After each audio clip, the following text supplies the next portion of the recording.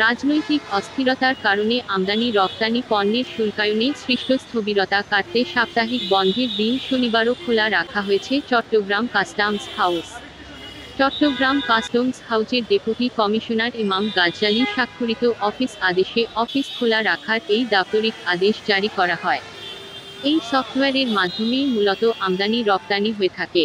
এ সময় শুল্কায়ন বন্ধ থাকায় বন্দরের কন্টেইনার ইয়ার্ড এবং বেসরকারি ডিপোগুলিতে কন্টেইনার জট দেখা দেয়।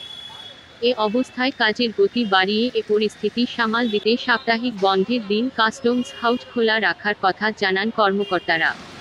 তবে কাস্টমস হাউস খোলা রাখা হলেও ব্যাংক বন্ধ থাকায় ব্যবসায়ীরা পুরোপুরি এর সুফল পাচ্ছে না বলে জানান চট্টগ্রাম কাস্টমস এজেন্ট অ্যাসোসিয়েশনের সাধারণ সম্পাদক কাজী মাহমুদ ইমাম বিলু। এর জন্য শনিবার বন্দর কাস্টমস এলাকায় ব্যাংক খোলা রাখার কথাও বলেন তিনি।